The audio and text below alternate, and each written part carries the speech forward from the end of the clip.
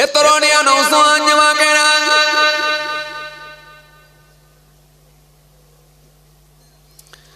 হে আমার মুরব্বিয়ানেরা, বাবা রাসূলকে দিয়ে এই জন্য আমার আল্লাহ কোরআনের মধ্যে বললেন, ইয়া আইয়ুহান নাসু উবুদু রাব্বাকুমুল্লাযী খালাকাকুম ওয়াল্লাযীনা মিন ক্বাবলিকুম লাআল্লাকুম তাত্তাকুন। হে মনুষ্য জাতি, হে মানুষ সকল, তোমরা রবের ইবাদত করো যিনি তোমাদেরকে সৃষ্টি করেছেন, তোমাদের পূর্বের মানুষগুলো সৃষ্টি করেছিলেন। উদ্দেশ্য একটাই, কারণ উদ্দেশ্য একটাই, লাআল্লাকুম তাত্তাকুন, যাতে করে তোমরা মুত্তাকি হয়ে যেতে পারো। তাহলে ইবাদত এই কারণে স্বচ্ছ বানানোর জন্য, ইবাদত করার নির্দেশ এই কারণে, পরিষ্কার বানানোর জন্য ইবাদত করার নির্দেশ এই কারণে, যাতে করে ত্রুটি মুক্ত হতে পারে। ইবাদত করার নির্দেশ এই কারণে, যাতে করে বান্দা পরিষ্কার হতে পারে।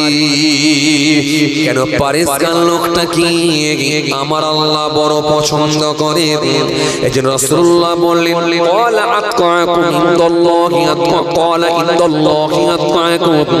রাসূলুল্লাহ সুন্দর করে জানিয়ে দিলেন, পরিষ্কার লোকটা, স্বচ্ছ ব্যক্তিটা, সেই ব্যক্তিটা আল্লাহর কাছে সম্মানীয়।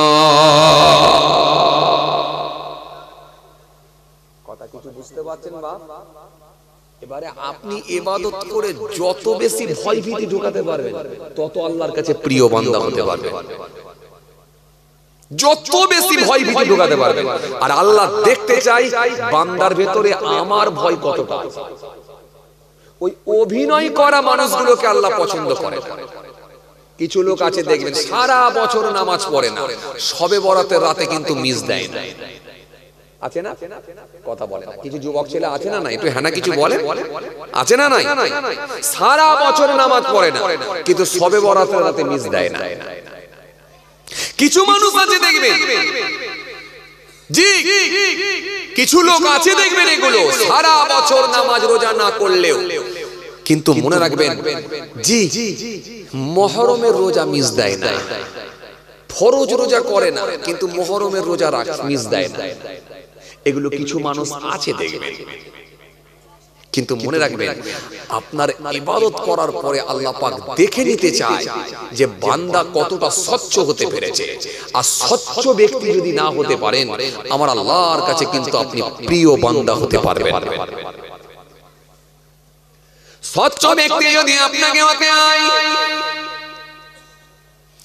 মিথ্যা থেকে আপনাকে বাঁচতে হবে, সুদ থেকে আপনাকে বাঁচতে হবে, ঘুষ থেকে আপনাকে বাঁচতে হবে, পরচর্চা থেকে আপনাকে বাঁচতে হবে, আমানতের খেয়ানতকারী থেকে খেয়ানত থেকে বাঁচতে হবে, মেরে নেওয়া থেকে বাঁচতে হবে, হিংসা থেকে আপনাকে বাঁচতে হবে, গীবত থেকে বাঁচতে হবে, পরচর্চা থেকে বাঁচতে হবে, জমির আল কেটে বানানো থেকে আপনাকে বাঁচতে হবে। এক কথায় সমস্ত অন্যায় কাজগুলো থেকে বিরত যখন থাকবেন, তখনই মহান আল্লাহর কাছে আপনি স্বচ্ছ হয়ে যাবেন। আর যদি অন্যায় কাজের সঙ্গে যুক্ত থাকেন, মহান আল্লাহর কাছে কখনো আপনি স্বচ্ছ হতে পারবেন না। কেননা আমার আল্লাহ দেখতে চান বান্দার ভেতরে আমার ভয় ভীতি কতটা ঢুকেছে, আমার ভয় ভীতি ঢুকে যাওয়ার কারণে কতটা সে অন্যায় মুক্ত হতে পেরেছি। আর যত বেশি অন্যায় মুক্ত হতে পারবে, তত বেশি আল্লাহর কাছে আপনি স্বচ্ছ হয়ে যাবে। যত বেশি অন্যায় মুক্ত আপনি হতে পারবেন, তত বেশি আল্লাহর কাছে স্বচ্ছ হয়ে যাবে। আর অন্যায় কাজের সাথে সাথে যদি ইবাদত চালিয়ে যান, তখন মালিক জানে এর ভেতরে আমার ভয় ভীতি ঢোকে না। তাই তো রাতের বেলা নামাজ পড়ছে, আবার জমির আল কেটে জমি বাড়িয়ে নিচ্ছে। তাই তো নামাজও পড়ছে, আবার লোকের জমি বর্গা করে খাচ্ছে। তার মানে এর ভেতরে এখনো আমার ভয়ভীতি ঢোকে না। আর এই ভয়ভীতি না ঢুকলে আপনি কিন্তু স্বচ্ছ ব্যক্তি আল্লাহর কাছে হতে পারবেন না। আর স্বচ্ছ ব্যক্তি যদি না হতে পারেন, তাহলে আল্লাহর কাছে কিন্তু আপনি প্রিয় বান্দা হতে পারলেন না, সম্মানীয় ব্যক্তি হতে পারলেন না। কথাটা কি বুঝতে পারলেন? হ্যাঁ, কিন্তু আমি হিসাব করে দেখেছি কিছু এমন গুনাহ আছে যেগুলো সবার মধ্যে পাওয়া যায়। যেমন খুব ভালো করে বুঝুন, খুব ভালো করে বুঝুন, সুদ কিন্তু সবাই খায় না। আপনি অনেক আলেম ওলামাদের কাছ থেকে খবর নিয়ে দেখেন, এরা সুদ খায় না। অনেক হাফেজ সাহেব আছে সুদ খায় না, অনেক হাজি সাহেবও আছে কিন্তু সুদ খায় না। কথা বলেন, সুদ খায় না। অনেক হাফেজ সাহেবের বাড়িতে খবর নিয়ে দেখেন, তার বউ কিন্তু বেপরদা হয়ে চলে। অনেক হাজি সাহেবের বাড়িতে খবর নিয়ে দেখেন, তার বউ কিন্তু বেপরদা হয়ে চলে। অনেক আলেমের বাড়িতে খবর নিয়ে দেখেন, তার বউ কিন্তু বেপরদা হয়ে চলে। আপনি খবর নিয়ে দেখেন, অনেক আলেম কিন্তু লটারির টিকিট কাটে না, লটারি কাটে না। অনেক হাজি সাহেব আছে লটারি কাটে না, লটারি কাটে না। অনেক হাফেজ সাহেব আছে লটারি কাটে না। কিন্তু কিছু এমন কমন গুনাহ আছে যে গুনাহ থেকে কিন্তু কেউ নিষ্কৃতি পায় না, যার ভেতরে এক নম্বরে আমি বলতেই পারি সেটা হলো ওয়াহমিকা, অহংকার। এই অহংকার এত মারাত্মক একটা গুনাহ, একটা ভাইরাস, এটা কম বেশি সবার ভেতরে ঢুকে আছে। কথা বলে না, শুধু যে পয়সাওয়ালা লোকের ভেতরে ঢুকে আছে তা না। এই অহংকার কিন্তু অনেক বক্তা ওয়াইজিনের ভেতরে ঢুকে আছে। এই অহংকার কিন্তু অনেক হুজুরের ভেতরে ঢুকে আছে। এই অহংকার কিন্তু অনেক পীর সাহেবের ভেতরে ঢুকে আছে। এই অহংকার কিন্তু অনেক ওয়াইজিনের ভেতরে ঢুকে আছে। এই অহংকার কিন্তু অনেক হাজী সাহেবের ভেতরে ঢুকে আছে। হিংসা এটা এমন একটা কমন গুনাহ, এটা সবার ভেতরে হয়ে আছে। কেউ একটা বড় বাড়ি করলে প্রতিবেশী একজন মানুষের হিংসা হয়, কিন্তু এর ভেতরে আপনি অবাক হয়ে যাবেন, একটা হাফেজ সাহেবের ভেতরেও কিন্তু হিংসা ঢুকে আছে, একটা হুজুর সাহেবের ভেতরেও কিন্তু হিংসা ঢুকে আছে, একটা ওয়াইজিনের ভেতরেও কিন্তু হিংসা ঢুকে আছে, একটা বক্তার ভেতরেও কিন্তু হিংসা ঢুকে আছে, একটা পীর সাহেবের ভেতরেও কিন্তু হিংসা ঢুকে আছে। কেউ যদি একটু বেড়ে যায়, কারোর যদি একটু চাহিদা বেড়ে যায়, আর একজন বক্তা মেনে নিতে পারছে না। কেউ যদি একটু আগিয়ে যায়, কারোর যদি চাহিদা একটু বেড়ে যায়, কেউ যদি একটু ডেভেলপ করে, কেউ যদি একটু আগিয়ে যায়, আর একটা পীর সাহেব কিন্তু মেনে নিতে পারছে না। এই যে হিংসা, এই যে অহংকার, এগুলো হলো মারাত্মক ভাইরাস। কথা কিছু বুঝতে পারছেন? তাহলে আপনাকে আমি কি বুঝাতে চেয়েছিলাম, সব গুনাহ কিন্তু সবাই করে না। যেমন সুদ কিন্তু সবাই খায় না, মদ কিন্তু সবাই খায় না, ঘুষ কিন্তু সবাই নেয় না, বাড়িতে বেপরদা করে বউকে ঘোরাচ্ছে এমন কিন্তু সবাই করে না। তাহলে সব গুনাহ কিন্তু সবাই করে না, কিন্তু এমন কিছু গুনাহ আছে কম বেশি প্রত্যেকের ভেতরে ঢুকে আছে, যেগুলো এক নম্বরে বলতে পারা যায় অহংকার, মারাত্মক অহংকার। এটা পয়সা বেশি থাকলে পয়সার অহংকার, তাকাব্বুর অহংকার, এত মারাত্মক জিনিস আপনি জানেন না। বিন্দু মাত্র অহংকার যদি ভিতরে ঢুকে যায়, লোকটা জান্নাত পাবে। কি আপনি বলছেন নামাজ রোজা করে আপনি জান্নাতে যাবেন? আপনি জানেন না হাদিস কোরআনের দৃষ্টি দিয়ে যদি দেখা হয়, জান্নাতে যাওয়া লোক খুব কম, খুব কম, খুব কম। 1000-এ মাত্র একজন লোক জান্নাতে যাবে, 999 জন জাহান্নামে যাবে। আপনি অবাক হয়ে যাবেন, 50,000 লোকের ভেতরে মাত্র 50টা লোক জান্নাতে যাবে, বাকি সব জাহান্নামে যাবে। এর ভেতরে কি নামাজি ছিল না বলে মনে হয়? এর ভেতরে কি দাড়িওয়ালা ছিল না বলে মনে হয়? এর ভেতরে কি টুপিওয়ালা ছিল না বলে মনে হয়?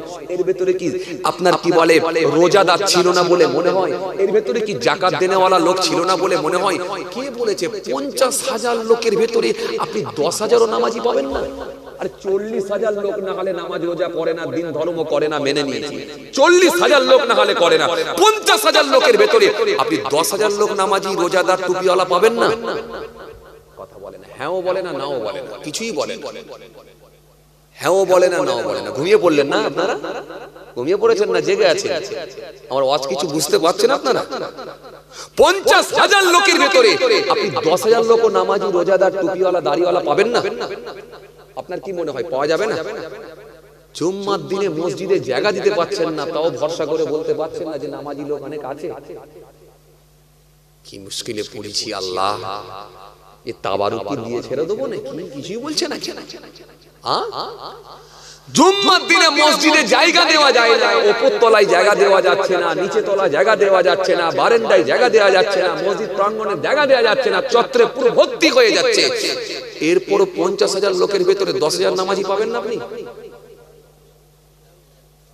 পাওয়া যাবে না? 50,000 লোকের ভেতরে 10,000 লোক নামাজি পাওয়া যাবে না?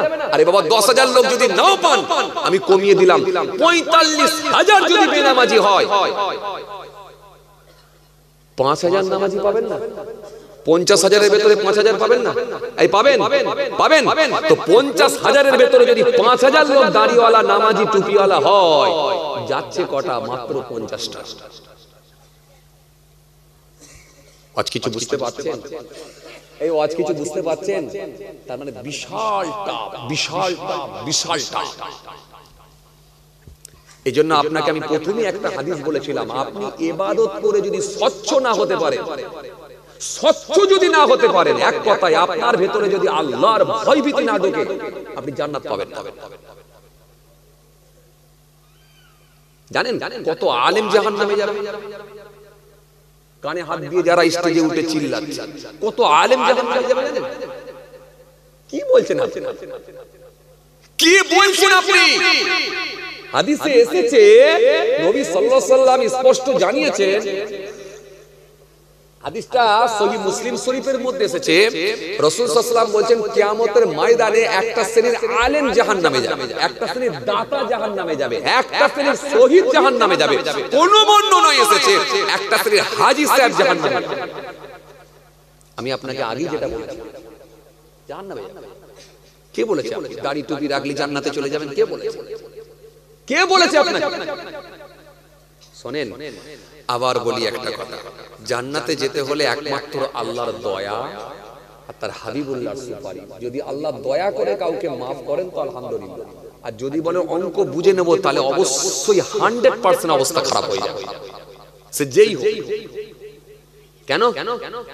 আপনি জানেন না, আপনি আলেম, আপনি দাড়িওয়ালা, আপনি টুপিওয়ালা, আপনি নামাজি, আপনি সুদ খান না, ঘুষ নেন না, আপনার বউকে বেপরদা করে রাখেন না, আপনি মিথ্যা কথার উপরে পণ্য বিক্রি করেন না, আপনি গ্যাঁজার টান মারেন না, আপনি নিজের দিক দিয়ে দেখছেন খুব ফ্রেশ, কিন্তু আপনার ভেতরে ছিল ইলম, ছিল এই ইলমের একটা অহংকার ভেতরে ছিল, যে এই চন্দ্রে আমার মতো বড় আলেম আর নাই। এই যে ভিতরে একটা অহংকার ঢুকে আছে, ইলমের অহংকার, এই ইলমের অহংকারে আপনি শেষ হয়ে যেতে পারেন। অহংকার, তাকাব্বুর, অহংকার, এটা ইলমের হতে পারে, বংশের হতে পারে, সৌন্দর্যের হতে পারে, প্রভাব প্রতিপত্তির হতে পারে, সম্পত্তির হতে পারে, পয়সার হতে পারে, ইবাদতের হতে পারে, যে কোনো ভাবে যদি একটা অহমিকা, খালি একটা তাকাব্বুর, অহংকার যদি ভিতরে ঢুকে যায়, আপনার আমল শেষ হতে পারে। আমার কথা কিছু বুঝছেন আপনারা? হ্যাঁ, কথা কিছু বুঝতে পারছেন? বড় পীর সাহেবের কাছে ইবলিস শয়তান ধোঁকা দিতে গেছে, বড় পীরের কাছে। আল্লাহু আকবার। বড় পীরের কাছে। কে বড় পীর? যে বড় পীর ঘোষণা দিলেন, मैंने एक साल না খায়া, না পিয়া, না সোয়া। যে বড় পীরকে আল্লাহ এত বড় আল্লাহর মাহবুব বান্দা ছিলেন, এমন ইলম আল্লাহ দান করেছিলেন, জি, যিনি এক বছর খান না, পান করেন না, ঘুমান না, সেই বড় পীরকে ধোঁকা দিতে যাচ্ছে ইবলিস শয়তান। কি গো?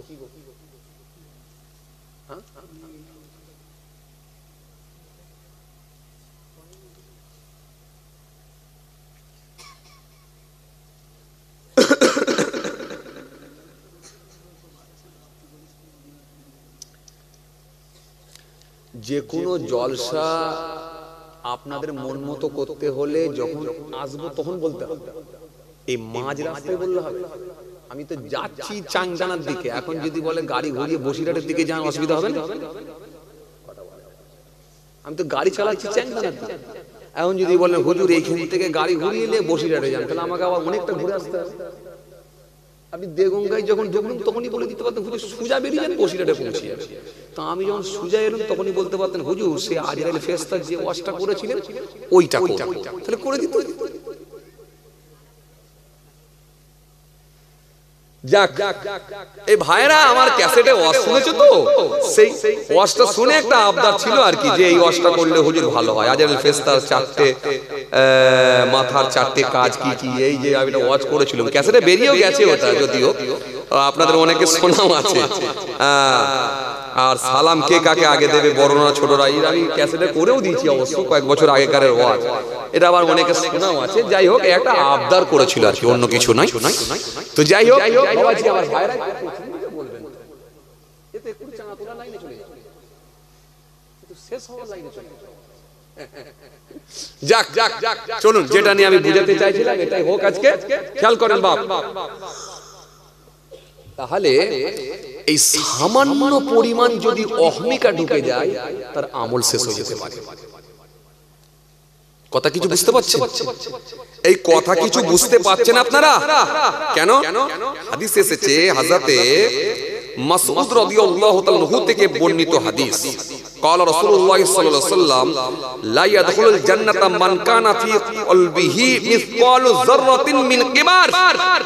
এই হাদিসের মধ্যে এসেছে নবী সাল্লাল্লাহু আলাইহি ওয়াসাল্লাম বলেছেন, হযরত ইবনে মাসউদ রাদিয়াল্লাহু তাআলা আনহু থেকে বর্ণিত হাদিস, আল্লাহ নবী সাল্লাল্লাহু আলাইহি ওয়াসাল্লাম বলেছেন বিন্দু মাত্র যদি কারোর ভেতরে অহমিকা ঢুকে যায় সেই ব্যক্তিটা ধ্বংস হয়ে যাবে। আচ্ছা এবার আপনারা বলেন, যারা সুদ খায় না, ঘুষ নেয় না, বেপরদা হয়ে নিজের বউকে রাখে না, আচ্ছা আপনি বলেন তো এমন কোন বক্তা এমনও আছে তাদের ভেতরে অহমিকা আছে না নাই? কথা বলে না, কথা বলে না। এটা তো সুদ টুদ খায় না, আমি অন্য দিক দিয়ে ধরছি আর কি, যে গুনাহ মুক্ত এখনো হতে পেরেছি কিনা। আচ্ছা আপনারা বলেন তো দেখি, এমনও হাফেজ সাহেব আছে যার ভেতরে অহংকার আছে না নাই? এমনও বক্তা আছে যার ভেতরে অহংকার আছে না নাই? এমনও ওয়াইজিন আছে যার ভেতরে অহংকার আছে না নাই? এমনও হুজুর আছে তার ভেতরে অহংকার আছে না নাই? তাহলে এই হাদিস থেকে প্রমাণ হলো বিন্দু মাত্র যদি অহংকার ভেতরে ঢুকে থাকে, নবী সাল্লাল্লাহু আলাইহি ওয়াসাল্লাম বলেন সে ধ্বংস হবে, সে জান্নাতে যেতে পারবে না। সামান্য পরিমাণ অহংকার যদি ভিতরে ঢুকে থাকে সেই মানুষটা জান্নাতে যেতে পারবে। কিসের অহংকার? এই সামান্য পরিমাণ অহংকার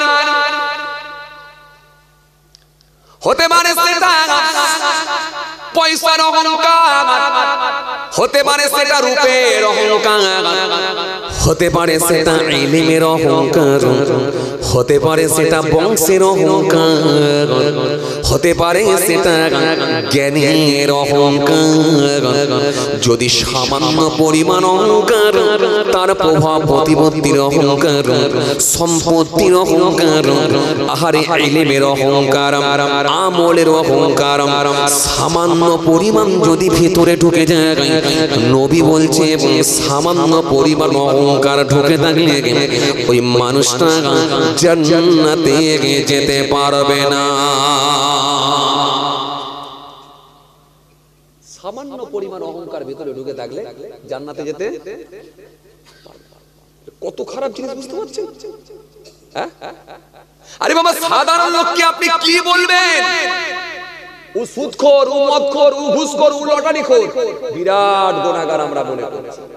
কিন্তু কত হাফেজ সাহেব, কত মৌলানা সাহেব, কত ইমাম সাহেব, কত হুজুর সাহেব, কত পীর সাহেব, কত বক্তা সাহেব, তাদের ভেতরে অহংকার ঢুকে আছে, তাদের ভেতরে হিংসা ঢুকে আছে। তার মানে এখনো পাপ মুক্ত হতে, আরে কথা বলে না, পাপ মুক্ত হতে পারে না। বড় পীর আব্দুল কাদের জিলানী রাহমাতুল্লাহ আলাইহি হুজুরের কাছে ইবলিস শয়তানকে ধোঁকা দেয়। ও বড় পীর, আজকে নিয়ে আমি তোমাকে নিয়ে 73 নম্বরে ফেলেছি না। ও বড় পীর, তুমি তোমার ইলমের জোরে বেঁচে গেলে। বড় পীর সাহেব এত জ্ঞানী মানুষ ছিলেন, এরপরও তিনি বুঝতে পারলেন যদি একবার আমি বলে ফিরি আমি আমার ইলমের জোরে বেঁচে গেছি, তাহলে না জানি আমার মালিক নারাজ হয়ে যাবে। বড় পীর সাহেব সেই সময় বললেন লা হাওলা ওয়ালা কুওয়াতা ইল্লা বিল্লাহ আলিউল আযীম।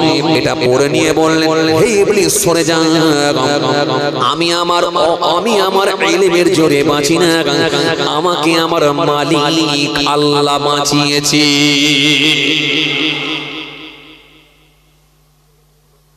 আমাদের সমাজে কত হুজুর আছে ওয়াজ করে ফাটিয়ে ফেলেছে, নামার পরে কমিটি বলছে হুজুর যা দিলেন তোলপাড় হয়ে গেল, আপনার মতো বক্তা পাওয়া মুশকিল। হুজুর ফুলে ফেপে একেবারে অস্থির হয়ে গেল, হয়ে গিয়ে একটু মনে মনে চিন্তা করে দেখলো সত্যি তাই, আমার থেকে তো ভালো বক্তার এই চত্বরে নাই। যদি এই কথাটা ভিতরে চলে আসে তার সব শেষ হয়ে গেল।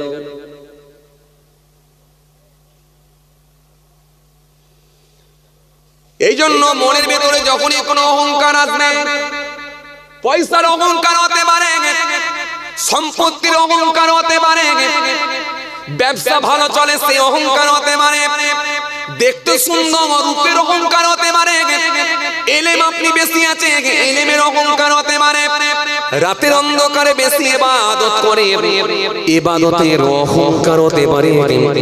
যদি এরকম সামান্য পরিমাণ অহংকার ভিতরে আসে, নবী হাদিসের মধ্যে জানিয়েছে কাল কিয়ামতের ময়দানে মানুষটা জান্নাতে যেতে পারবে না। কেন? অহংকারী ব্যক্তিকে আমার আল্লাহ কখনোই পছন্দ করেন না। হাদিসে কুদসির মধ্যে এসেছে আল্লাহ পাক বললেন অহংকার হলো আমার চাদর। অহংকার কার চাদর? আল্লাহ বলছেন আমার চাদর। হাদিসে কুদসির মধ্যে পাওয়া যায় আল্লাহ রাব্বুল আলামিন বললেন অহংকার হলো আমার চাদর, যে ওই চাদরটা নিয়ে টানাটানি করবে আমি আল্লাহ তার গর্দানকে ছিঁড়ে ফেলবো। সামান্য পরিমাণ অহংকার ভিতরে ঢুকে গেলে ওই মানুষটা 100% জান্নাত পাবে না, তার গর্দানকে আল্লাহ ছিঁড়ে ফেলবেন। অন্য জায়গায় নবী হাদিসের মধ্যে জানিয়েছে কাল কিয়ামতের ময়দানে অহংকারী ব্যক্তিগুলোকে কিয়ামতের ময়দানে পিপিলিকার ন্যায় আল্লাহ জড়া করে দেবে। কিয়ামতের ময়দানে পিপিলিকার ন্যায় জড়া হয়ে যাবে অহংকারী ব্যক্তি।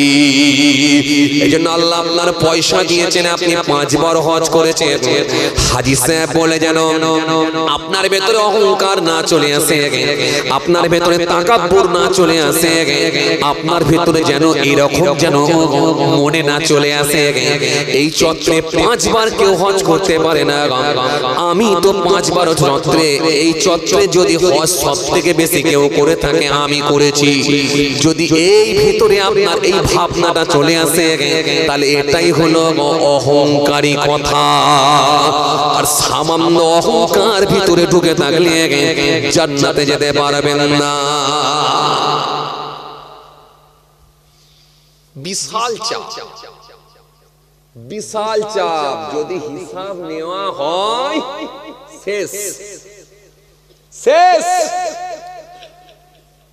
কথা কিছু বুঝতে পারছেন? এই জন্য অহংকার ছিল কার? ইবলিস শয়তানের। আল্লাহ রাব্বুল আলামিন সেই দিনে বলেছিলেন আদমকে সিজদা দাও, ইবলিস বলেছিল আল্লাহ আদমের থেকে আমি শ্রেষ্ঠ। আজ আপনাদের প্রত্যেকেরই জানা আছে সেদিনে খালি ইবলিস বলেছিল আল্লাহ আদমের থেকে আমি শ্রেষ্ঠ। আল্লাহ বলেন ওটা আমি জানি না, ওটা আমি শুনতে চাই না, তুমি আদমকে সিজদা দেবে কি না দেবে এটা বলো। সেই সময় ইবলিস বলেছিল আল্লাহ আদমকে আমি সিজদা দিতে পারবো না, কেননা আদম হলো মাটির তৈরি আর আমি ইবলিস হলাম আগুনের তৈরি। এই যে ইবলিসের ভেতরে এই কথাটা বলে নিজেকে শ্রেষ্ঠ বলে দাবি করেছিল, সামান্য পরিমাণ অহংকার যদি ভিতরে ঢোকে, এই যে একটা অহংকারী কথা বলার কারণে আল্লাহ তার আমলগুলোকে সব বরবাদ করে দিলেন। ইবলিসের মতো আমল করতে পারবে কজন একবার বলেন? পৃথিবীর জমিনে এমন কোন জায়গা নাই যেখানে ইবলিসের সিজদা নাই। সাত আসমানে এমন কোন জায়গা নাই যেখানে ইবলিসের সিজদা নাই। ইবলিসকে আল্লাহ এত বেশি জ্ঞান দিয়েছিলেন যাকে মুআল্লিমুল মালাকুত বলা হয়। ফেরেশতাদের উস্তাদ আল্লাহ করে দিয়েছিলেন। ফেরেশতাদেরকে তিনি ইবলিস শিক্ষা দিত, কিন্তু একটা কথা বলার কারণে সব আমলকে বরবাদ করে আল্লাহ তাকে বের করে দিলেন। ফাখরুজ, দূর হয়ে যা, বেরিয়ে যা, আমার কাছে কোনো জায়গা নাই, তোর ভেতরে আছে অহংকার। এই জন্যই পৃথিবীর জমিনে যারা অহংকারী করে কথাবার্তা বলেছিলাম, এই পৃথিবীর জমিনে যারা সম্পত্তির অহংকার করেছিলাম, ক্ষমতার অহংকার দেখিয়েছিলাম, শক্তির অহংকার দেখিয়েছিলাম, আমার আল্লাহ পাক তাদেরকে নির্মূল করে দিয়েছেন, শেষ করে দিয়েছেন। আপনি যদি একবার তাফসীর পড়ে দেখেন আপনি অবাক হয়ে যাবেন। ফিরাউনের মতো এত বড় সাহসী ব্যক্তি, এত বড় প্রভাবশালী ব্যক্তি, যাকে আল্লাহ পাক একেবারে নির্মূল করে দিয়েছেন, পানিতে ডুবিয়ে ডুবিয়ে ডুবিয়ে চুপিয়ে মেরেছেন। নমরুদের মতো শক্তিশালী বাদশা, যে বলেছিল নিজেকে খোদা বলে দাবি করেছিল, রব বলে দাবি করেছিল, এত বড় শক্তিশালী বাদশাকে আল্লাহ মশার কামড় দিয়ে পৃথিবী থেকে নির্মূল করেছিলেন, শেষ করে দিয়েছিলেন। সাদ্দাতের মতো বাদশাকে আমার আল্লাহ অহংকারী কথা বলার জন্য নিজে জান্নাত বানাবো, নিজের জান্নাত দেখে নেব, নিজে জান্নাত বানাবো, আল্লাহর জান্নাতে যাব না বলে সে চিৎকার দিয়েছিল।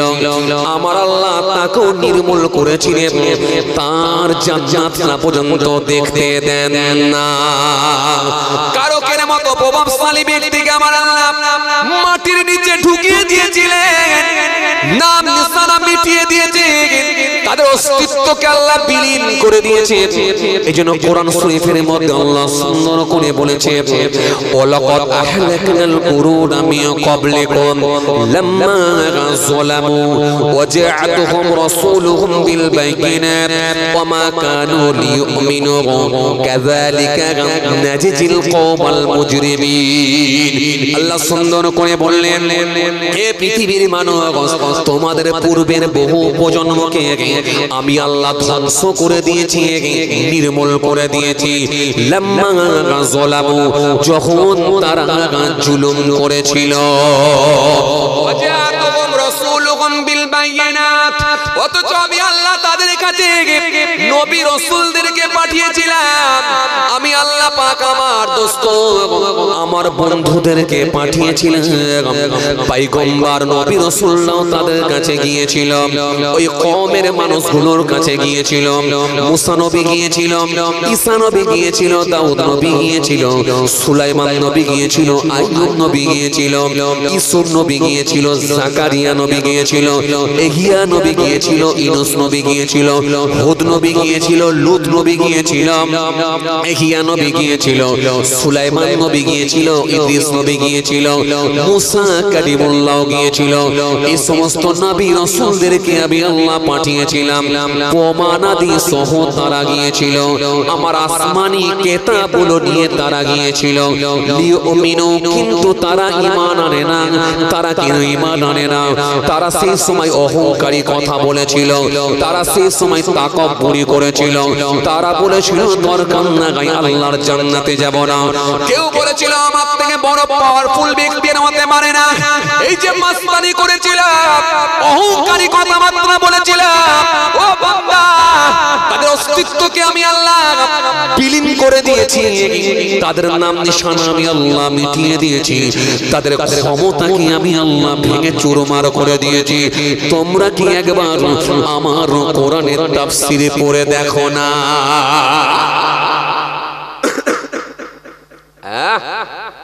আমার কোরআনের তাফসীর পড়ে দেখো। কি তুমি পয়সা করেছো, তিনতলা বাড়ি করেছো বলে এত অহংকার কিসে? এই চত্বরে আমার সবথেকে বড় বাড়ি, কি তুমি রূপের অহংকার করছো? একটু চকচকে চেহারা বলে ডিজাইনে চুল মেরেছে বলে বিশাল হেলে দুলে হাঁটছো কিসে? তোমার থেকে সুন্দর চেহারার ব্যক্তিগুলোকে পোকার খাবার বানিয়ে দিয়েছি মাটির তলায় ঢুকিয়ে। কথা বলছেন না কেন? একটু কথাবার্তা বলেননি কেন? তোমার থেকে সুন্দর চেহারার ব্যক্তিগুলোকে মাটির নিচে ঢুকিয়ে পোকার খাবার বানিয়ে দিয়েছি। কে তুমি ভাবছো? আমি আল্লাহ সুন্দর চেহারা দেখি না, রূপ দেখি না, পয়সা দেখি না। আমি আল্লাহ তার সম্পত্তি দেখি না, দেখি একমাত্র ইন্নাল্লাহা লা ইয়ানজুরু ইলা সুআরিকুম ওয়া আমওয়ালিকুম ওয়ালাকিন ইয়ানজুরু ইলা কুলুবিকুম ওয়া আমালিকুম। আমি দেখি কেবলমাত্র মানুষের অন্তর আর কর্ম দেখি।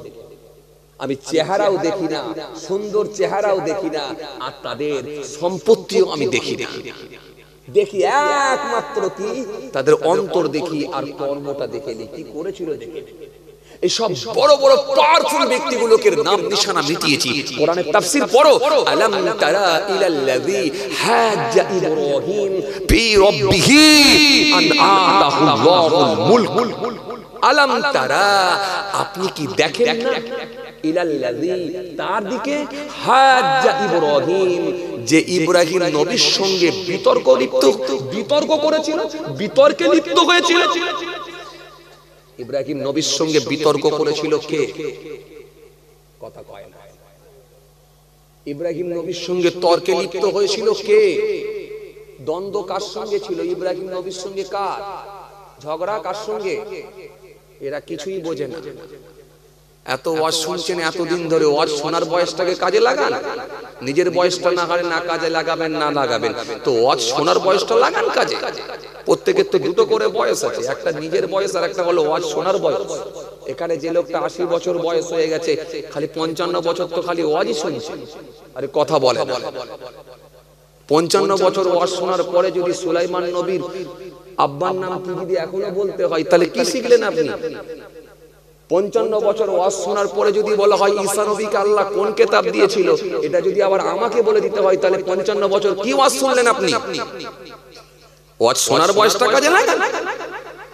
নিজের বয়স কাজে না লাগাতে পারেন, না লাগাবেন, দরকার নেই। নিজের বয়স একটা আলাদা আছে, ওয়াজ শোনার বয়স একটা আছে, তো ওয়াজ শোনার বয়সটাকে কাজে লাগান।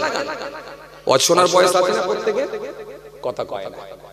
ওয়াজ শোনার বয়স নাই, এই কথা বলেন। এই ওয়াজ শোনার বয়স নাই আপনাদের?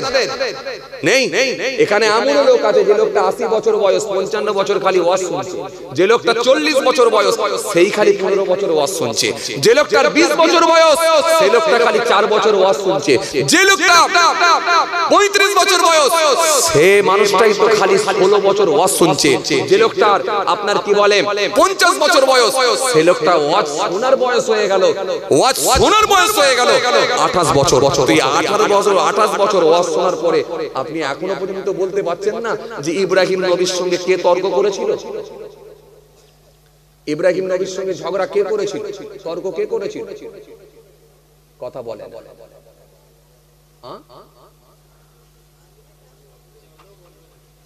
কেন বললে অসুবিধা কি? টাকা পয়সা কেউ চাইবে নাকি? তাহলে বলেন ইব্রাহিম নবীর সঙ্গে কে তর্ক করেছিল, ঝগড়া করেছিল কে?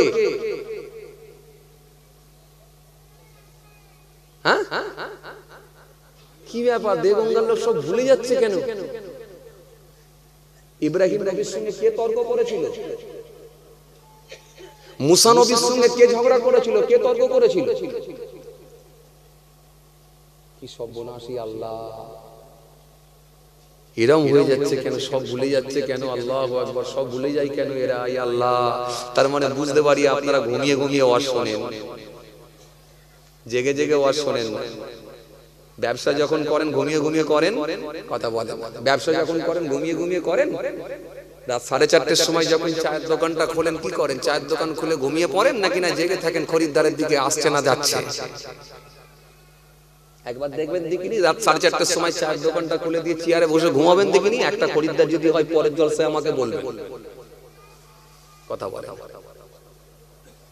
চেয়ারে বসে যদি ঘুমিয়ে যান, একটা খরিদ্দার আসবে না আপনার। খরিদ্দার দূর থেকে দেখবে আর বলবে এই ব্যবসা করতে এসেছে না ঘুমোতে এসেছে? কথা বলে না। এই কথা বলছেন না কেন? বলবে এই ব্যবসা করতে এসেছে না ঘুমোতে এসেছে? বলবে কি বলবে না? হ্যাঁ বলবে কি বলবে না? বলবে। তো আপনি যদি এখানে বসে বসে যদি ঘুমিয়ে পড়েন, আল্লাহর পাকের তো ফেরেশতা বলতেই পারে, আল্লাহ এই নেকি নিতে এসেছে না ঘুমোতে এসেছে? এটাও তো হতে পারে। যদি আমার আল্লাহকে বলে, আল্লাহ নেকি লিখবো কি করে, ও নেকি নিতে এসেছে না ঘুমোতে এসেছে, কি হবে? আপনি তো এখানে একটা ব্যবসা করতে এসেছেন। এই ব্যবসাটা পরকালের ব্যবসা, ইহকালের ব্যবসা নয়। হয়তো আপনার পকেটে পয়সা ঢুকছে না বলে আপনি ভাবছেন যে ব্যবসা আবার কি করে হলো। আরে বাবা, সব তো ওই পয়সা দেখলে হয় না, এটা পরকালের ব্যবসা চলছে। এখানে হয়তো আপনি মালকুড়ি পাবেন না, ইনকাম করতে পারবেন না, ঠিকই, কিন্তু এখানে আপনি নেকি কামাতে এসেছেন, এটাও ঠিকই। তো চলেন আপনার কথাই একটু উত্তর দেন, একেবারে যেন এরকম ঝিম মারা হয়ে বসে আছেন কেন? একটু চোখে মুখে একটু সম্পর্ক তৈরি হয়ে আছে, একটু কথাবার্তা বলেন। তো ফেরাউনের সঙ্গে ঝগড়া হয়েছিল মুসা কালিমুল্লাহ। মুসা সালামের সঙ্গে ঝগড়া করেছিল কে? ফেরাউন। আর ইব্রাহিম নবীর সঙ্গে ঝগড়া করেছিল কে? কথা বলেন, জোরে বলেন, জোরে বলেন। কি বিপদে পড়েছি আল্লাহ! কে?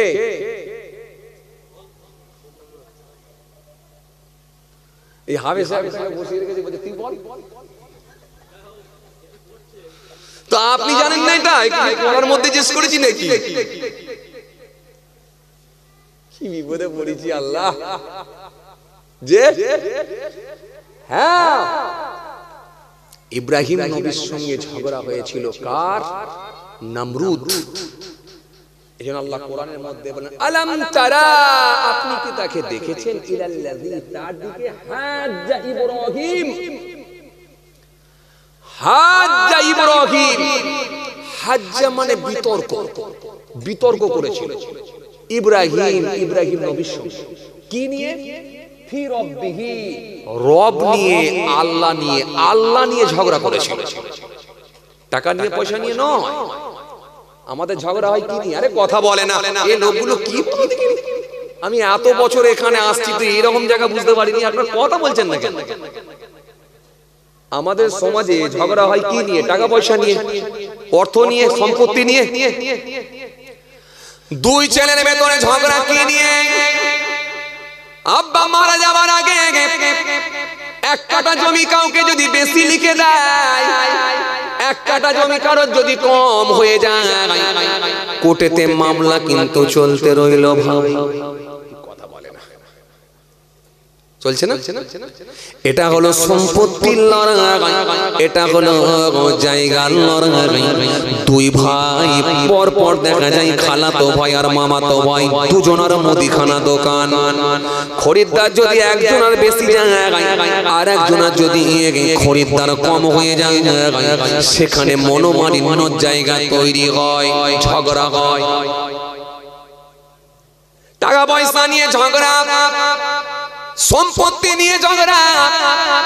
ও বাবাজি আমার ভাইরা, এগুলো নিয়ে আমাদের ভেতরে ঝগড়া হয়। কিন্তু ইব্রাহিম নবীর সঙ্গে নমরুদের ঝগড়া হয়েছিল টাকা নিয়ে, পয়সা দিয়ে, সম্পত্তি নিয়ে নয়। ফি রব্বিহি, রব নিয়ে, আল্লাহ নিয়ে ঝগড়া। কেন? ইব্রাহিম নবী বলেছিলেন, আমার আল্লাহ যিনি জমিন আসমানের মালিক, তিনি। তো মন খুলে বলেন, একটু জোরে বলেন, আমার রব যিনি জমিন আসমানের মালিক, তিনি সবের মালিক, তিনি হলেন আমার রব, আমার আল্লাহ, তিনি হলেন আমার রব। কিন্তু নমরুদ বলেছিল, হলো না, আমি হলাম খোদা, আমি হলাম রব। এই জন্য আল্লাহ সুন্দর করে বললেন, ইব্রাহিম নবীর সঙ্গে ঝগড়া হয়েছিল। আলাম তারা ইলাল্লাযী হাজ্জা ইব্রাহিম, হাজ্জা বিতর্ক হয়েছিল, ঝগড়া হয়েছিল। ফি রব্বিহি, রব নিয়ে, আল্লাহ নিয়ে ঝগড়া। নমরুদ বলেছিল আমি আল্লাহ, আর ইব্রাহিম নবী বললেন, হলো না, আমার আল্লাহ যিনি সবের মালিক, তিনি। রব্বিহি, রব নিয়ে ঝগড়া, আল্লাহ নিয়ে ঝগড়া। টাকা নিয়ে পয়সা নিয়ে নয়, সম্পত্তি নিয়ে নয়, গাড়ি বাড়ি নিয়ে নয়, জমি জায়গা নিয়ে নয়, কারবার ব্যবসা নিয়ে নয়, আল্লাহ নিয়ে ঝগড়া। ঝগড়াটা হয়েছিল কি নিয়ে? আল্লাহ নিয়ে। ফি রব্বিহি আন আতাহুল্লাহুল মুলক, আন আতাহুল্লাহুল মুলক। অথচ আমি আল্লাহ তাকে দিয়েছিলাম রাজত্ব। কাকে? নমরুদকে। নমরুদকে আমি আল্লাহ বাদশাহী দিয়েছিলাম, রাজত্ব দিয়েছিলাম। কি রাজত্ব? অবাক হয়ে যাবে।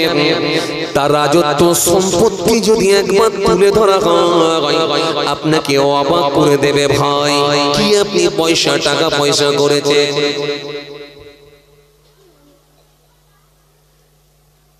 আমি আল্লাহ তাকে দিয়েছিলাম সম্পত্তি। এই নমরুদ কে ছিলাম? আপনাদের জানা আছে নমরুদ কে ছিলাম? নমরুদের ভাষা ছিল আরবি। নমরুদ আরবি ভাষায় কথা বলতো। নমরুদ ছিল একজন কুখ্যাত একজন বাদশা। তৎকালীন সময় বাবাজি আমার ভাইরা চারজন বড় বড় বড় বড় বাদশা ছিলেন। তার ভেতরে দুইজন মুসলমান আর দুইজন ছিলেন গায়ের কম অমুসলিম। তার মধ্যে একজন হলো নমরুদ। তৎকালীন সময়ে চারজন বড় বড় বাদশা ছিলেন। একজনের নাম হলো কি নমরুদ, আর একজনের নাম হলো বাখতেনাসর। এই দুজন ছিল গায়ের কাম আর দুইজন ছিল মুসলমান। মুসলমানদের ভিতরে একজনের নাম হলো জুলকারনাইন, আর একজনের নাম হলো তিনি আর অন্য কেউ নয়, তিনি হলেন হযরতে দাউদ আসলামের পুত্র হযরতে সুলাইমান আলাইহিস সালাম। সারা বিশ্বের দিকে যদি আপনি তাকিয়ে দেখেন এত বড় বাদশার আছে না, চারজন বাদশা ছিলেন যারা গোটা পৃথিবী কভার করেছিলেন। তার ভিতরে একজন হলো নমরুদ। নমরুদকে আল্লাহ কি বাদশাহী দিয়েছিলেন আপনি অবাক হয়ে যাবেন। নমরুদ প্রচুর সম্পত্তির মালিক ছিল। এই নমরুদের বাদশাহী নিয়ে আপনি যদি ভাবেন আপনাকে অবাক করে দেবে। এই নমরুদ কে ছিল জানেন? এই নমরুদ তৎকালীন সময়ে তুর্কি, রোম, ভারত, শাম, পৃথিবীর বিভিন্ন দেশ নমরুদ নিজের দখলে করে নিয়েছিল। শুধু তাই নয়, পূর্ব থেকে পশ্চিম প্রান্ত পর্যন্ত দখল করে নিয়েছিল। যার নাম হলো নমরুদ। পূর্ব থেকে পশ্চিম প্রান্ত পর্যন্ত দখল করেছিল, যার নাম হলো নমরুদ। সারা পৃথিবীর বিভিন্ন দেশ থেকে, ভারত থেকে, তুর্কি থেকে, শাম থেকে, রোম থেকে, পৃথিবীর বিভিন্ন দেশ থেকে নমরুদের জন্য করার খাজনা পাঠানো হতো। এই নমরুদ কে ছিল জানেন? তিনি এত বড় একজন প্রভাবশালী বাদশা ছিল, এত বড় একজন দাম্ভিক স্বভাবের মানুষ ছিল, এত বড় একজন অহংকার ব্যক্তি ছিল। জীবনে কোনোদিন তার মাথাটা আকাশের দিকে উত্তোলন করে না। জীবনে কোনোদিন তার মাথাটা আকাশের দিকে তোলে না।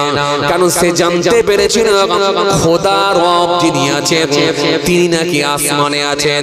এজন্য আসমানের মালিকের দিকে কোনোদিন মুখ তুলে আমি তাকাবো না। যেদিন একবার আসমানের মালিকের দিকে তাকিয়েছিল সেদিনটাও কিন্তু ছিল বড় কঠিন দিন। সেদিনে নমরুদ কিন্তু তীর নিক্ষেপ করেছিল, তীর ছুঁড়েছিল। ওই একবারই নমরুদ একবারই আসমানের দিকে তাকিয়েছিল যেদিনে তীর ছুঁড়েছিল।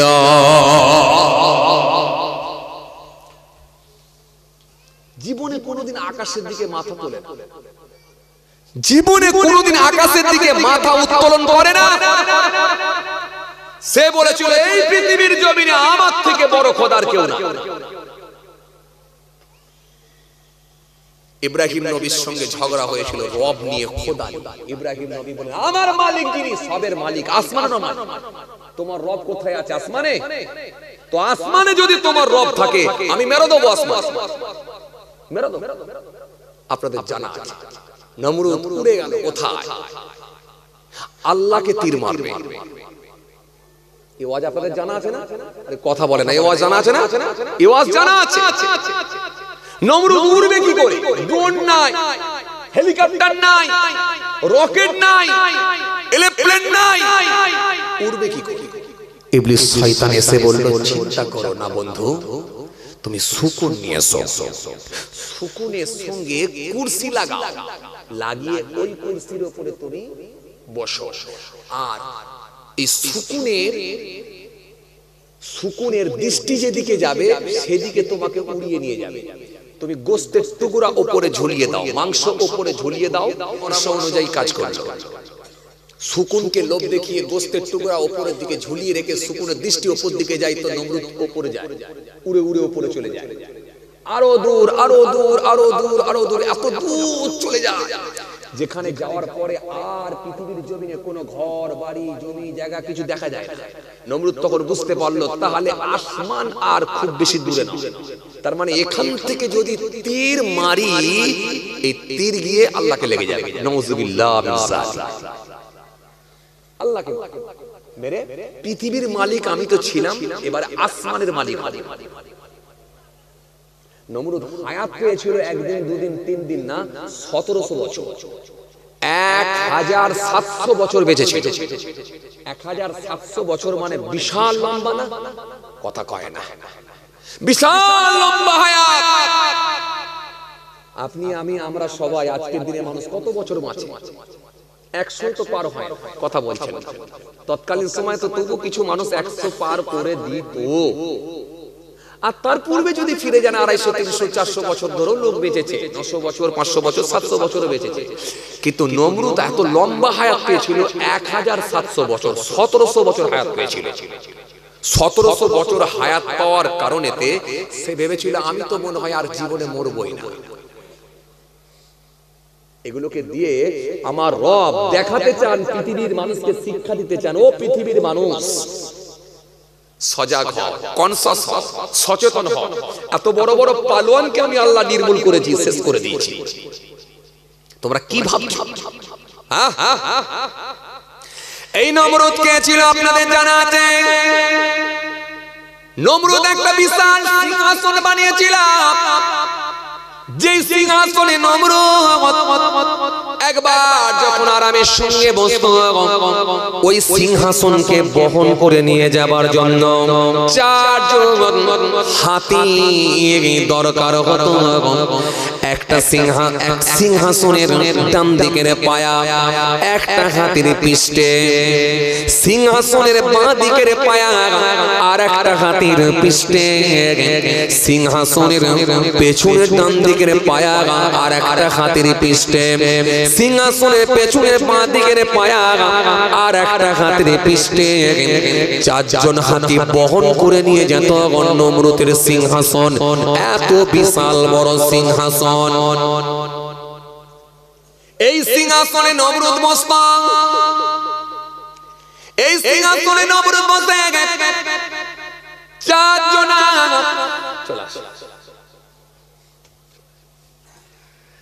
4জন বহন করে নিয়ে যেত নমরুদের সিংহাসন। নমরুদের সিংহাসন 4জন বহন করে নিয়ে যেত। খাতা নিয়ে আসছে?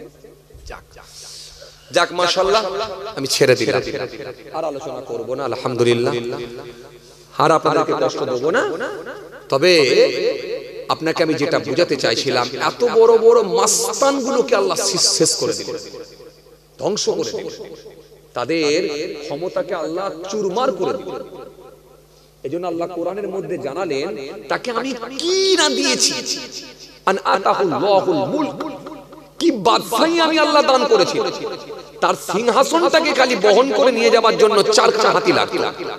এই সিংহাসনের পায়াতে সব রুম থেকে আনানো সব রেশম দিয়ে বানানো ছিল, আর স্বর্ণ দিয়ে রেশম দিয়ে বানানো তার সিংহাসনের পায়া।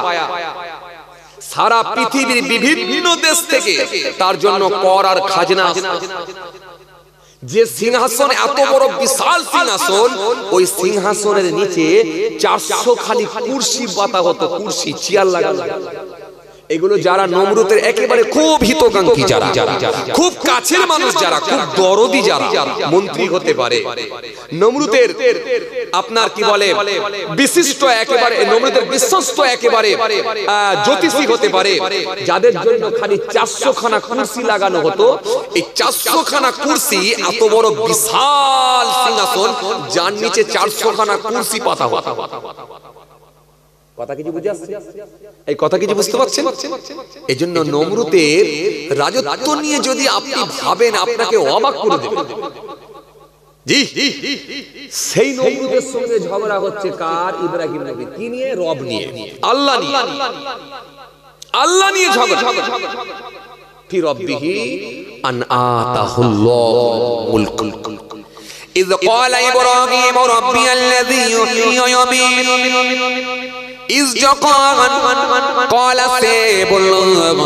কি বলল إذ قال إبراهيم ربي الذي يحيي ويميت লা সুন্দর করে জানালেন إذ قال إبراهيم ইব্রাহিম নবী বলল রব্বি আল্লাযী আমার রব যিনি ইউহয়ী ওয়া ইউমীত আমার রব জিন্দাও করে মৃত্যু দেন আমার রব জিন্দাও করেন কথা কয় না আমার রব জিন্দাও করেন মৃত্যু দেন নমরুদ বলল আমিও জিন্দা করতে পারি আমিও মৃত্যু দিতে পারি আরে মৃত্যু দেওয়া জিন্দা করাটা কি এটা অসম্ভবের আবার কি আছে এই তো খুব সহজ ব্যাপার আমিও পারি ইব্রাহিম নবী বললেন সেটা কেমন করে সম্ভব শুনছেন কথা সেটা কেমন করে সম্ভব নমরুদ বলল তাহলে দেখো দুজন ব্যক্তিকে নমরুদ ডাকলো একজনকে তরোয়াল দিয়ে দু টুকরো করে দিল জাল্লাদকে বলল জাল্লাদ একে তরোয়াল দিয়ে দুখানা করে দাও নাম নিশানা মুছে দাও গর্দান আলাদা করে দাও ঠোঁটের আলাদা করে দাও একে হত্যা করে দাও আর একজনকে তুমি ছেড়ে দাও একজনকে যখন ছেড়ে দেয়া হলো আর একজনকে জানে বেড়ে দেয়া হলো নমরুদ সেই সময় বলল দেখো ইব্রাহিম আমি ইচ্ছা করলে দুজনকে মেরে দিতে পারতাম কিন্তু তা না করে একজনকে মারলাম আর একজনকে ছেড়ে দিলাম সুতরাং আমি মৃত্যু দিতে পারি জ্যান্ত করে দিতে পারি আমি মৃত্যু দিতে পারি জ্যান্ত করে দিতে পারি ইয ক্বালা ইব্রাহিম রাব্বি আল্লাযী ইউহয়ী ওয়া ইউমীত ইব্রাহিম নবী বলেছিলেন আমার রব যিনি তিনি জিন্দাও করতে পারেন মৃত্যু দিতে পারেন সে সেই সময় বলছে ক্বালা আনা ইউহয়ী ওয়া ইউমীত আমিও জীবিত করতে পারি আমিও মৃত্যু দিতে পারি একজনকে ছেড়ে দিল আর একজনকে মৃত্যু দিয়ে দিল দিয়ে বলল আমি জিন্দাও করতে পারি মৃত্যু দিতে পারি ক্বালা আনা উহয়ী ওয়া ইউমীত ক্বালা ইব্রাহিম ফাইন্নাল্লাহা ইয়াতি বিশ-শামসি মিনাল মাশরিক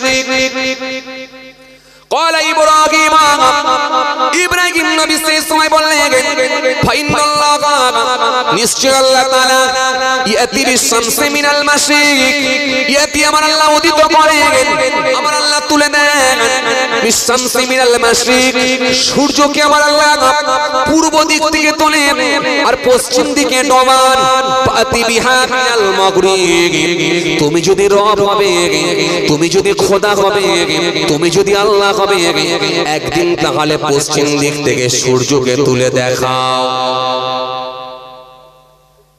কথা বুঝতে পারছেন না এইবারে ঝামেলায় পড়েছে আগে তখন বলেছিল আমি মৃত্যুও দিতে পারি জিন্দাও করতে পারি ইব্রাহিম নবী বলেন কি খাপাকে নিয়ে পড়েছি একে তো বোঝানো মুশকিল তখন ইব্রাহিম নবী একটু পেঁচিয়ে ধরলেন ধরে বললেন আমার রব যিনি প্রত্যেকদিন সূর্যকে পশ্চিম দিকে ডোবান পূর্ব দিক থেকে তোলেন তুমি যদি খোদা হবে রব হবে তো একদিন পশ্চিম দিক থেকে সূর্যকে তুলে দেখাও ফাবহিতাল্লাযী কাফার ফলে সে কাফের হতভম্ব হয়ে গেল অবাক হয়ে গেল আল্লাহু লা ইয়াহদিল কওমা যালিমিন আল্লাহ জালিমদেরকে কখনো সুপথ দেখান না।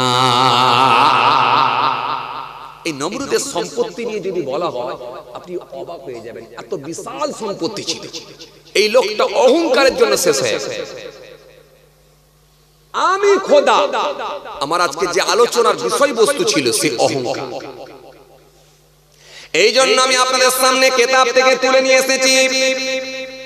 কিতাবের মধ্যে পেয়েছি আমি 10খানা টিপস আপনাদের সামনে নিয়ে এসেছি।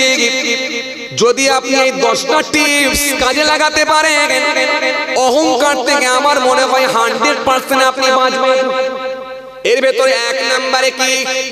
নাম্বার 1, 1 নাম্বার হলো না, আর বলবো না সাজান ভাই, ছেড়ে দিচ্ছি। না না আর বলবো না, ছেড়ে থাক ছেড়ে দিই।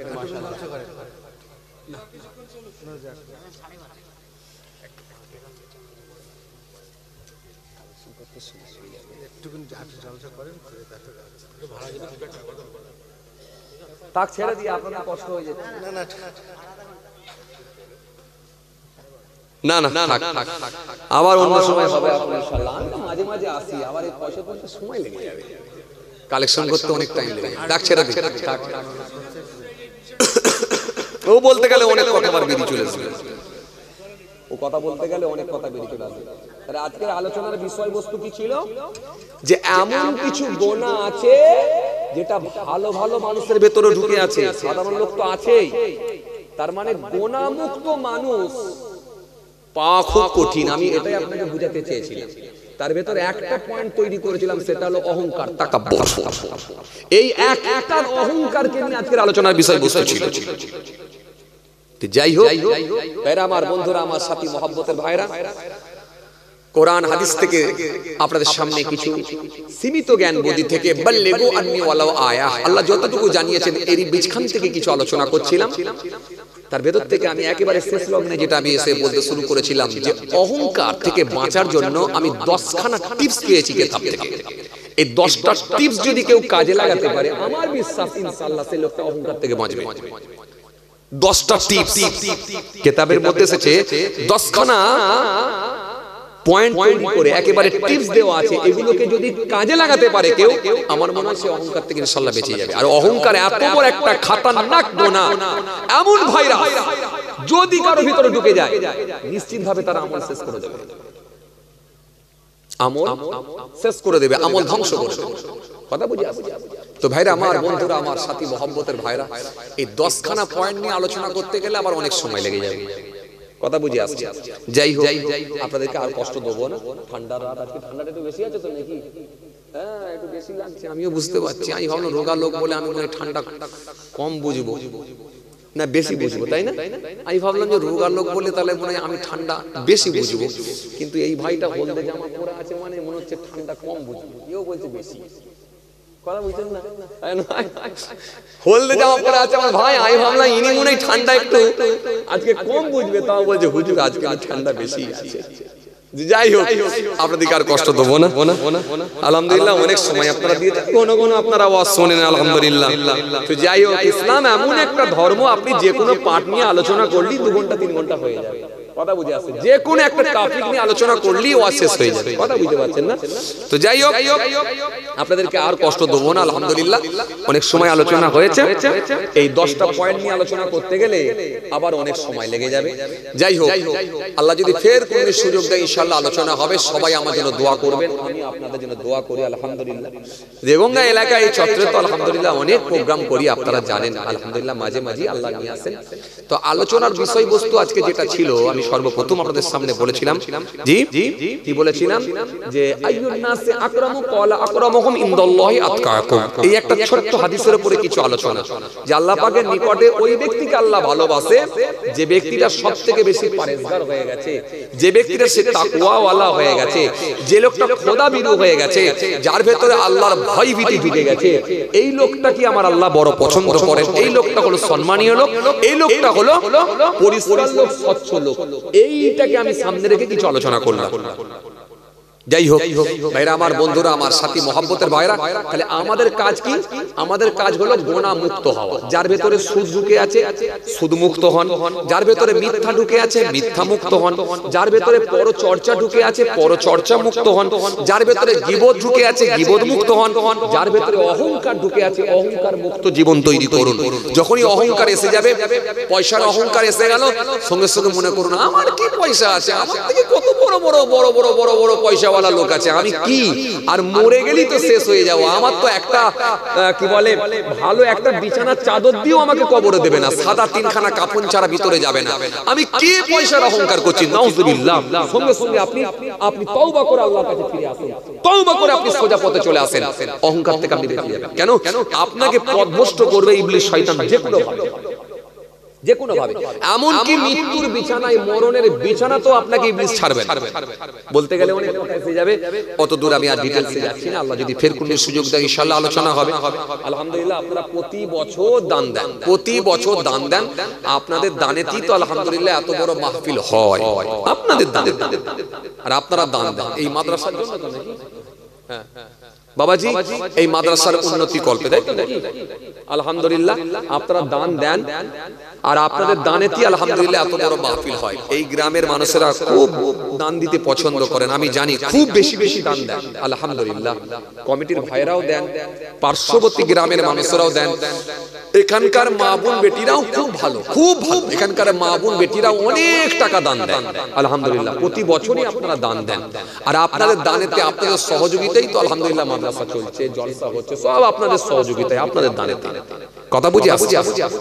তো যাই হোক আলহামদুলিল্লাহ, নিশ্চয় আজকেও সে আপনার ধৈর্যের পরিচয় দেবেন আলহামদুলিল্লাহ, দেবেন তো আমি জানি, কিন্তু সর্বপ্রথম কে দেবেন? সর্বপ্রথম যদি কেউ দেয় তার বেনিফিট আবার আলাদা।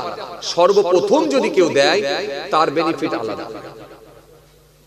মাশাআল্লাহ, কত আছে? মাশাআল্লাহ মাশাআল্লাহ, 5000 টাকা দিয়েছে গো আলহামদুলিল্লাহ, ক্যাশ টাকা আলহামদুলিল্লাহ। আল্লাহু আকবার, আল্লাহু আকবার।